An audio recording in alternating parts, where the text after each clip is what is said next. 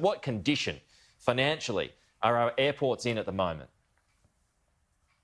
Well, we know, Peter, that the aviation sector was one of the first affected industries going into the pandemic, and it's looking like it will be one of the last to recover. Passenger numbers in June were down 93% on this time last year, so devastating numbers, and that's losing airports about $300 million per month. It's really unsustainable at the moment. Airports are staying open. They are keeping the runways open, the terminals open, so that people can get around, they can be repatriated back to Australia, that the freight can get into the country. But really, we're reaching a point where airports just can't absorb those sorts of costs with those sorts of passenger numbers. So what sort of extra help, financial help, are you going to be calling for or requesting from the government?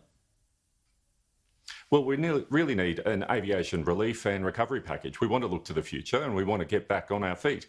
But really, we're really calling for the government to assist the airports with the government-regulated requirements. So international security screening, domestic security screening, keeping those airfields open and the security screening that goes with that, the extra cleaning.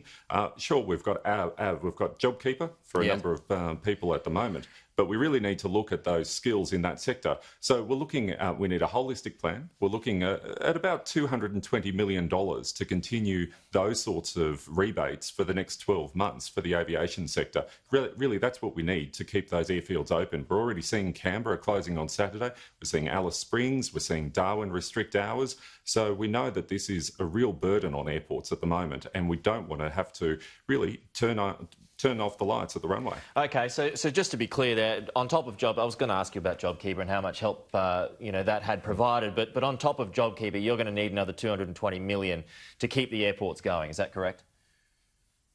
That's right, and that's covering those essential services that are government mandated. So security screening, things like the additional cleaning, things like security on the airfield. Those sorts of costs don't change whether we've got one aircraft landing or whether we've got hundreds of aircraft landing.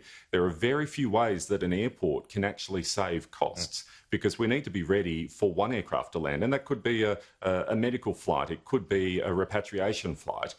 Those costs are being absorbed by the airports at the moment. You've had well-documented stoushes with the airlines over fees over recent years. Airlines, and Qantas in particular, believe that you charge them too much. Do you believe going forward that you might have some wriggle room there? Well, absolutely. Look, COVID has done many things, and what it's done has highlighted the need for a full aviation plan. Airports and airlines are in this together. We need to work together, and we need to make sure that we've got that support for the sector. People are leaving the sector, and we want to make sure that they are retrained and they're going off to better jobs. They need to be supported as well, but we need a recovery plan. So we need timelines for when borders might reopen. We don't want to place anyone at any undue risk, but we need to stay in the loop with those international air routes. A lot of carriers are not based in Australia. They need to know the timeframes that the government is talking about to start opening up things like the economic bubbles, international students, agricultural seasonal workers, those sorts of things. We need a plan. At the moment, it's just it's a wing and a prayer. So, well, pardon the pun there, but so Alan Joyce might be happy to hear this. So are some airports considering dropping charges for Qantas? Well, we need to look at this, and we need to have a plan. What we want is a sustainable network. We know that airports are the gateway to many regional areas. We know that they are the link to tourism, international and domestic, and they're also important economic gateways to get people to those jobs, those FIFO workers and so on. So, look, this is a new time for everybody at the moment. And really, it's the government's responsibility to make sure that a lot of those government-regulated requirements are being covered. So I just want to clarify this one, James. So might airports consider reducing charges for airlines? Well, these are locked in. These are negotiated contracts that some may have been before COVID, some might be negotiated now or coming up. Times have changed. And everybody needs to start looking at what the numbers are at the moment. Airlines at the moment have received assistance from the government. Airports have not.